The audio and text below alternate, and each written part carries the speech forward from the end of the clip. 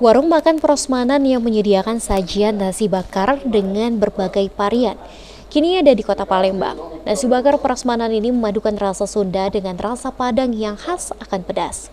Memanjakan lidah kita tak perlu dengan sajian yang mahal. Cukup dengan 20.000 saja, pemirsa sudah bisa mengajak keluarga merasakan nikmatnya nasi bakar berbagai varian rasa yang ada di sini.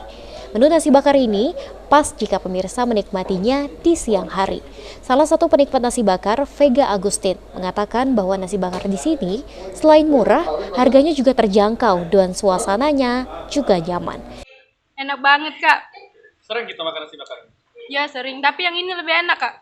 Apa bedanya dari yang lain?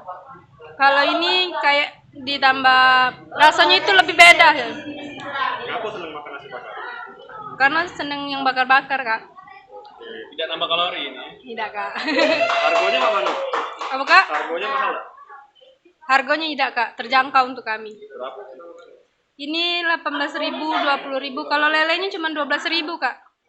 Sementara itu, owner nasi bakar Selayang Pandang sendiri mengatakan bahwa nasi bakar ini mempunyai bermacam varian yang memadukan rasa Sunda dan Padang dengan berkonsep prasmanan mengambil nasi dan lauk sendiri di sini. Ya, nasi bakar prasmanan Selayang Pandang. Perbedaan sama yang lain mungkin variasi ya. Kita di sini variasi, ada nasi bakar rendang, yang best seller cabai hijau, ada balado, banyak banget. Dan yang lebih spesial lagi, kita menu lauknya bisa prasmanan, bisa ambil sendiri sesuai selera, seperti itu. Harga sangat terjangkau, itu dari 10.000 udah bisa makan. Lauknya banyak juga, paling 25.000, 28.000 itu udah puas makan kenyang. Iya. Nah, bagi pemirsa yang ingin menikmati nasi bakar Selayang Pandang ini, bisa langsung datang ke resto ini yang berada di Jalan Kapten Anwar Sastro, tepatnya belakang kantor Gubernur Sumatera Selatan.